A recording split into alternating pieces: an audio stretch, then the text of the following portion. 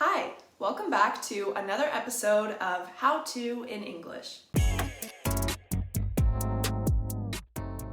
In this series, I show you how to do important, everyday things in English by showing you a step-by-step dialogue and then explaining the language used. Today, we'll be learning how to open a bank account in English. Let's get started. Hi, good morning. Could you please tell me where I need to go to open a bank account? Hi there, would you like to open a current account or a savings account? Okay then, you need to head over to the desk on floor 3. Okay, great, thanks so much. Firstly, let's look at the phrase, could you please tell me where I should go to open an account? This is an indirect question. We use indirect questions in order to sound more polite. You could also use a direct question like, where should I go to open an account? But it's less formal and a little bit less polite. Next, we have two pieces of important vocabulary for opening a bank account: a current account and a savings account.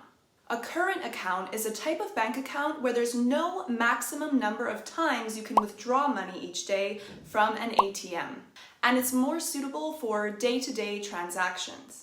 A savings account is a type of bank account where the idea is to save amounts of money and earn interest on that money. Next, we have the phrasal verb head over, when the bank teller says you need to head over to that desk. To head over just means to go to a place. It's a super common phrasal verb used by native speakers. Another example would be, what time are you heading over to the party tonight?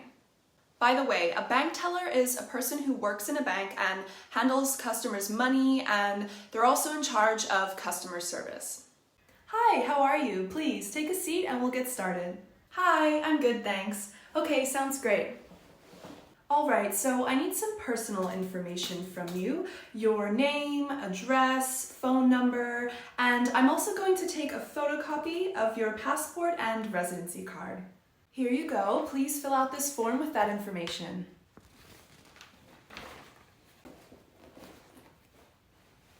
Thank you. In this section of dialogue, the bank teller asks the customer to take a seat, which means simply to sit down. Then the bank teller says to fill out the forms. This phrasal verb means to add information to complete an official form or document. Okay, perfect. Now I'm going to give you some forms to sign. Please sign anywhere that it says client's signature. On this document, it says just to put my initials instead of my signature. Oh yes, on that specific document, we only need the client's initials. Thanks. Okay, great. Thank you. Now, where would you like to receive your bank statements? You can get them by post, or we can email them to you as well. Oh, by email is probably more convenient for me and better for the environment too, I think. Yes, we're trying to go paperless here too. All right, so by email, that's perfect.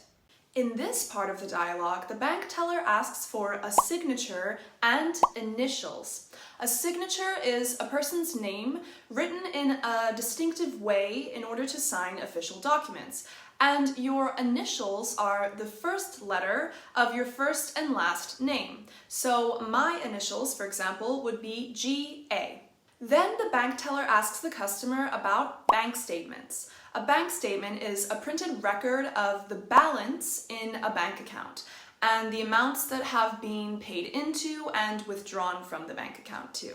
Finally, the bank teller says that the bank is trying to go paperless, which means to reduce the amount of paper used in a business context and exchanging printed papers for digital documents. Many companies are trying to do this right now as it's more environmentally friendly. All right, your bank account is open and ready to use. The last step is receiving your debit card, which will be mailed to your home address in 2 to 5 business days. And then once you've received the debit card, you need to activate it so that you can start to use it. All right, sounds good. And how do I activate my card?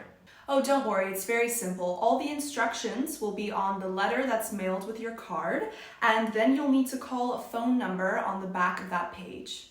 Oh, I see. That sounds easy enough. And don't I need to set up a PIN number too? Yes, once you've activated the card, you can use the online banking website to set up your PIN number. Okay, let's have a look at this section of dialogue. We hear the word debit card. This is a payment card that deducts money directly from a customer's current account immediately when it's used. It's different than a credit card because a credit card allows a customer to make purchases using credit, which means you'll pay at a later date and you have more time to pay. Next, the bank teller says that the debit card will be mailed in 2 to 5 business days. A business day is any day in which normal business hours are conducted. In Western countries, that's generally considered to be Monday to Friday from 9 a.m. until 5 p.m. Then the customer mentions their PIN number. PIN stands for Personal Identification Number, and this is the secret number that you need to enter anytime you want to use your debit card or an ATM machine. It's normally a 4-digit number that you get to choose. Okay, you're all set. Do you have any more questions for me? Actually, yes, just one. Is there a minimum amount of money that I need to keep in the account? Yes, you need at least 20 euros in the account, or else the account will become dormant after 6 months. Thanks so much for all your help. My pleasure. Have a good day. Thanks. Same to you. This is our final section of dialogue. Let's go through it.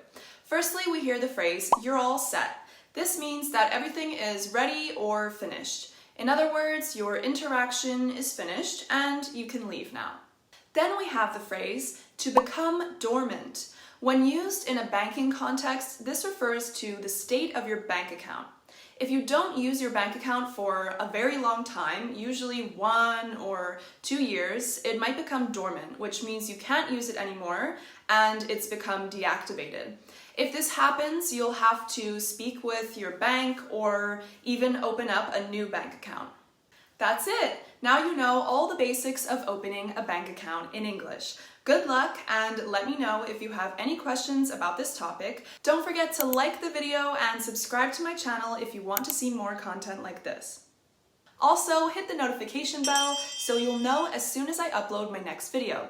Thanks so much for watching. Bye!